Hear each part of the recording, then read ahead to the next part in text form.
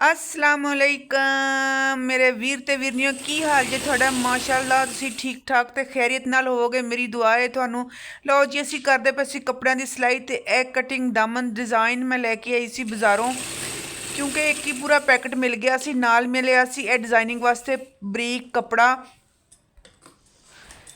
क्योंकि मैं कमीज़ दी डिज़ाइनिंग बनानी सी। नाल लई जे असी बरीक लैस, क्योंकि ये to piece suit C. To piece suit जिहड़ा तुहानूं पता है मेरा तो बनना कोई नहीं सी, क्योंकि बच्चियां दे बड़ी मुश्किल नाल बनदे ने। ते इनकी डिज़ाइनिंग असी इस तरीके दे नाल बना रहे हैं। देखो कितनी खूबसूरत डिज़ाइनिंग बन के तैयार हो रही है। इनकी फाइनल जी लुक भी तुहानूं दिखावांगे। साडे नाल जुड़े रहना। जिहड़े नवे आए ने मेरी वीडियो ते वो लाइक कर देन, सबसक्राइब कर देन ते सोहना सोहना जिहा चंगा चंगा जिहा कमेंट कर देन ते सूट मैनूं दसना कि किस तरह दा लग्गिआ तुहानूं मेरा। तो यह जोड़ा सूट सी ना, इनकी लेंथ बहुत कम सी। फिर मैं क्या कोई जुगाड़ लाया जाए, कोई डिज़ाइन पाया जाए। फिर मैं बाज़ार गई, बाज़ार जाके तो मैं विचला जोड़ा कपड़ा है ना बारीक, की कहते हैं इस कपड़े नूं, तुसीं कमेंट ज़रा दस देना मैनूं। इस कपड़े का नाम भुल गया जे, तो इस कपड़े का नाम तुसीं जरूर मैनूं दसना है। तो लो जी, यह डिज़ाइनिंग शुरू कर दी असी बनानी। 2 दिन की फाइनल मेहनत तो बाद साड़ा सूट है कंप्लीट होया। सिलाई कोई भी जी है ना साढ़े कोलों लुकी छुपी नहीं है। एक दफ़ा अखां दे अगों गुजर जाए, क्योंकि कपड़े सीन वाले बंदे हैं तो जोड़ा नाड़ी बंदे होंदे ने उन्होंने नहीं समझ पैंदी, तो जोड़े नवें होंदे ने बेचारे सिखते ने पे होंदे ने, वो जरा देखते हैं भालते हैं फिर सींदे ने। लेकिन साड़ी जेहन च फौरन गल आ जाती कि यह कपड़े नूं एवें एवें सैट करना है।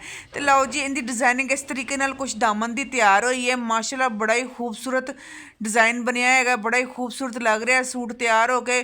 ते टू पीस सूट भी बड़े अच्छे बनते हैं, जरा मेहनत लगती है उन्होंने। ते तुसी ये देखो ना, हुण कितना खूबसूरत बन के तैयार हो रहा है, कितना प्यारा बन रहा है। बाजू ने ये बाजू भी इस तरीके नाल बन जाएंगे। ए फिर बाजुओं के कट वट का डिज़ाइन भी इस तरीके नाल असी रखा है। तो यह देखो जी कितना खूबसूरत इनका दामन तैयार हो गया। इनका गला जोड़ा मैं सिंपल ही रखना है, क्योंकि ये पहले खद्दर का सूट है तो बहुत ज़्यादा वजनी हो जाएगा। अगर मैं तो गले पर भी कोई डिज़ाइनिंग की ना तो बहुत ज़्यादा, सिर्फ मैं बाजू तो दामन पर डिज़ाइनिंग कर रही हैं। ए लो जी माशाल्लाह जी माशाल्लाह, फाइनल लुक मेरे सूट दी ए देखो कितना प्यारा बन के तैयार होया है। इस तरीके दे नाल मेरी बहू ने सीता है मेरे वास्ते ये सूट। तो मैं खुद भी बहुत अच्छी सिलाई कर लैंदी हां, लेकिन मेरी कमर की वजह तुहानूं पता है कि मैं हुण ए मशीन ते बह के ते कमर का मरना निकलिया जे। मशीन ते बह के ते सत्यानाश होया। तुहानूं पता जो सिलाई करी दी है ना, फिर इक्को जगह ते बैठे रहो, गिट्टे गोडे भी जुड़ जाते हैं। बहरहाल शुक्र अलहमदुलिल्लाह, अल्लाह मियां जेड़े हाल च भी रखे तो शुक्र, तो अलहमदुलिल्लाह फाइनल लुक है मेरे सूट की तैयार हुई है। तो देखो कितना प्यारा सूट मेरा तैयार होया है। तो इहदे नाल जिहड़ा मैं ट्राउज़र रखा है वो सिंपल रखा है पांचियां वाला।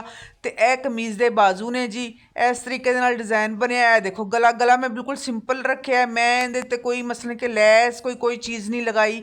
मैं क्या नहीं भी गला रखना है सिंपल, या फिर मैं कैसे बैन वाले वास्ते तुसीं यकीन करो कपड़ा ही नहीं बचया। बड़ा दिल करता पिया सी कि मैं ना बैन वाला गला बनावां, लेकिन बैन वाला गला मेरा नहीं बन सकिया, क्योंकि वो फिर है सी कपड़ा कम सीगा।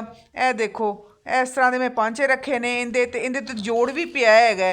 तो शुक्र है कि नाल दा मैचिंग कपड़ा मैनूं मिल गया सीगा लंडे दे विचों।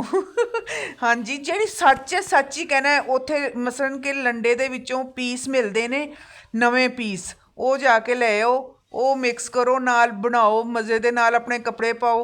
तो लो जी इस फाइनल लुक साड़ी तैयार हो गई है। थक टुट गए हैं बड़े ज़्यादा। मैं कहा जी अरबी कावा बना लिता जाए। तो मेरे हसबैंड लैके आए सी मेरे वास्ते। माशाल्लाह माशाल्लाह, खुशबू तो इहदी बड़ी अच्छी आती पई है जी। खुशबू बहुत अच्छी है इहदी, ते इलायचियां वाली खुशबू आती पई है। तो बहरहाल बड़ा अच्छा कावा यह तैयार होंदा है बन के। देखते पर इलायचियां दियां, यह देखो भी जोड़ा ये इलायची वाला कावा, अरबी कावा इनू कहते हैं।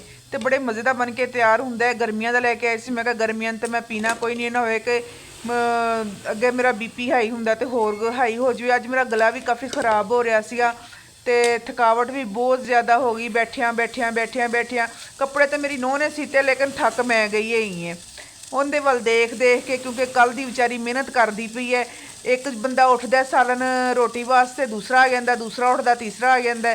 तो अज यानी कि वह बेचारी की डबल ड्यूटी लगी रह गई है सारा दिन किचन दे विच। ते उन्हें बड़ी अज ना कपड़े भी सीते ने, सारिਆਂ ਨੂੰ उन्हें खाने वगैरह भी बना के दिते ने।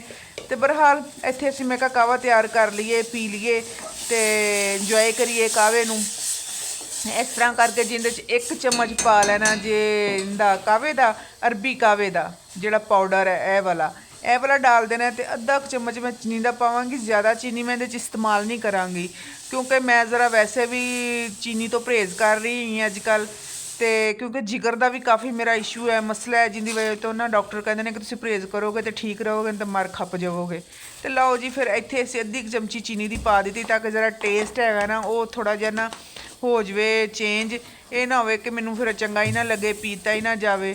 ਬਹਰਹਾਲ ਅੱਲਾ ਮੀਆਂ ਹਰ ਬੰਦੇ ਨੂੰ ਤੰਦਰੁਸਤੀ ਦੇਵੇ ਤੇ ਸਿਹਤ ਦੇਵੇ। ਇੱਥੇ ਸਾਡਾ ਕਾਹਵਾ ਜਿਹੜਾ ਹੈ ਤਕਰੀਬਨ ਤਿਆਰ ਹੋ ਚੁੱਕਿਆ ਹੈ। ਇਹਨੂੰ ਪਾਵਾਂਗੇ ਕੱਪ 'ਚ ਪੀਵਾਂਗੇ।